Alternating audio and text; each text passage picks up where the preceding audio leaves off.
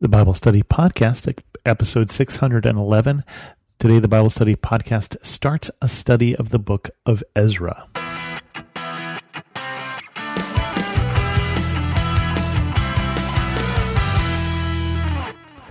Welcome to the Bible Study Podcast. I'm your host, Chris Christensen.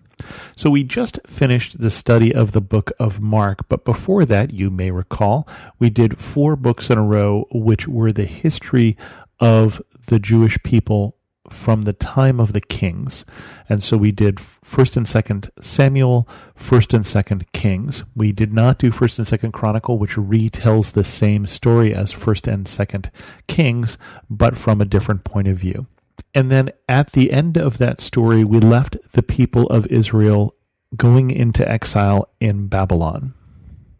And a lot has happened since we left them there. One of the things that has happened is Babylon has fallen. And we would read about that in the book of Daniel, but we're not doing Daniel at this time, although this might be an appropriate time to put in Daniel. And the Babylonian Empire was a very mighty empire, but for a very short period of time. And basically, they fell and they were overtaken by the Medes and the Persians. And so we begin the start of the Persian Empire.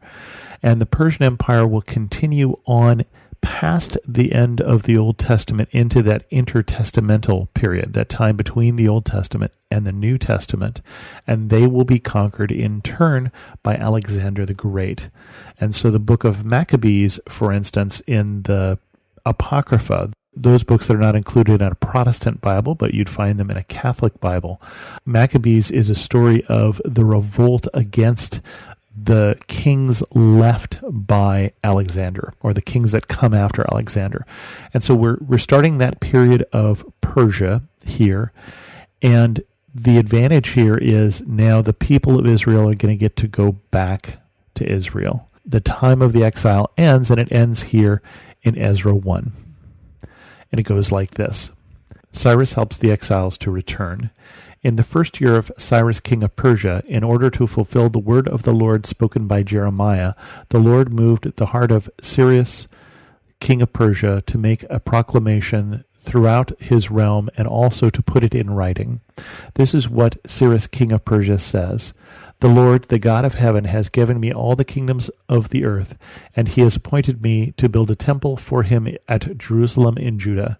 Any of his people among you may go up to Jerusalem in Judah and build the temple of the Lord, the God of Israel, the God who is in Jerusalem, and may their God be with them.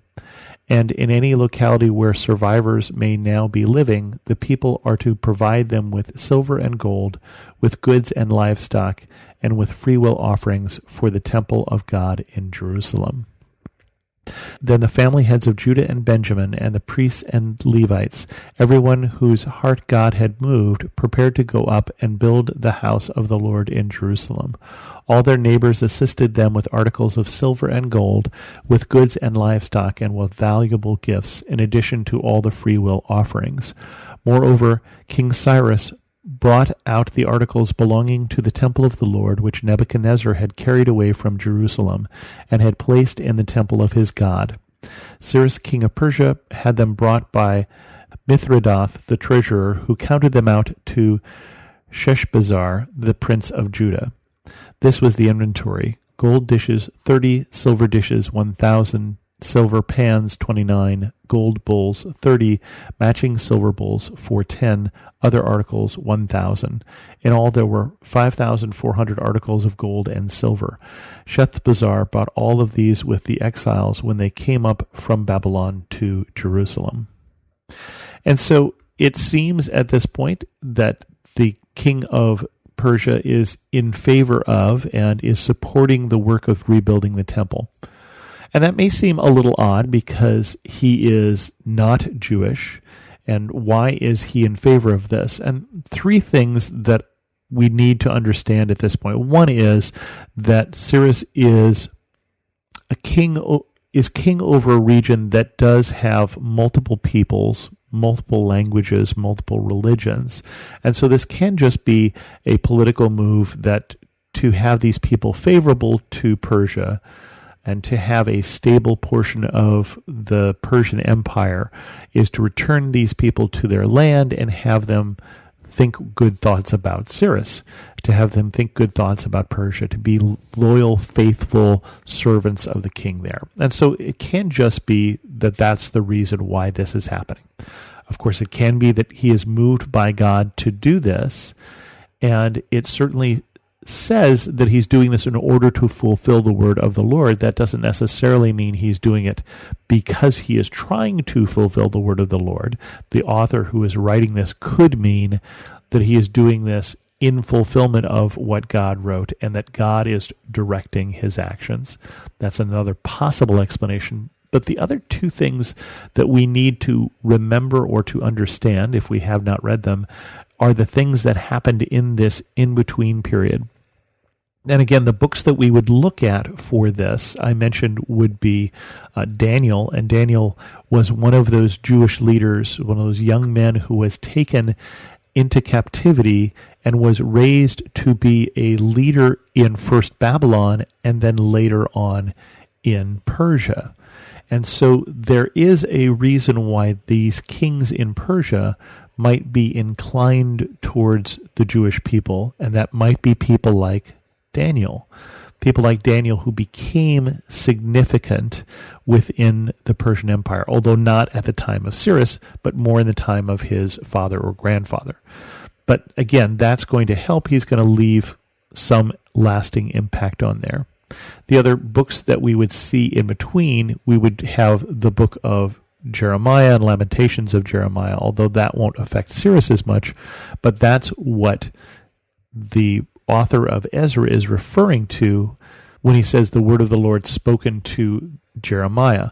Jeremiah is a prophet at the end of the time period of the kings and into the time period of the beginning of the captivity. And Ezra and Jeremiah prophesies that this time will come to an end, that it will be 70 years and it will come to an end.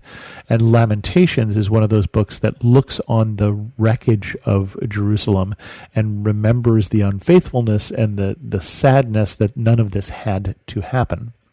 But the other book that's interesting to fit in that in-between time, in that time of the exile, is the book of Esther. And Esther is an interesting book. It is the only book in the Bible that does not mention God, but it does mention the Jewish people as the rather self-centered king of Persia. His wife embarrasses him. He puts her away and gets a new wife who ends up being Esther, and he will later learn she is Jewish. And so she becomes the queen in Persia for a time, not in Cyrus' time, but in the time of his father or grandfather. And so, again, we have this place where someone who is Jewish is in a position of authority. And we also see that in that time period that people fear and respect the Jews by the end of the book of Esther. And again, we're not going to cover that now, but it's something that is going to influence this time period. So that's where we are. Cyrus has said you can all go and you can return and you should go build the temple. And here's all the items that Nebuchadnezzar, the king of Babylon, took from the original temple. Now go do the work. And that's what he's doing. He's giving all these items and he's giving encouragement. And it doesn't say that everyone left. It says then the families of the Judah and Benjamin, those are the two tribes that survived, those are the two tribes that went into exile, while the other tribes disappeared when the Assyrians took them away. And the priests of the Levites, there are really three tribes remaining. We talk about the missing 10 tribes, but it's really Judah, Benjamin, and Levites. Everyone whose heart God had moved prepared to go. And so some people didn't go. In fact, some people were very comfortable where they were, and there is, even today, in that region, people who remain, who were Jewish in the region that used to be Persia. And that would be Iran these days, predominantly. And so there is still today a remnant of those people who were happy where they were, who were contented with living in exile, who were contented with living in Persia. But God moved the hearts of some of these remnants to go home and do this work that God intends, the rebuilding of the nation and the rebuilding of Jerusalem and the rebuilding of the temple. And we'll get more into that as we proceed with the book next week. But with that, we'll end this episode of the Bible Study Podcast. If you have any questions, send an email to host@thebiblestudypodcast.com, or better yet, leave a comment on this episode at thebiblestudypodcast.com. And thanks so much for listening.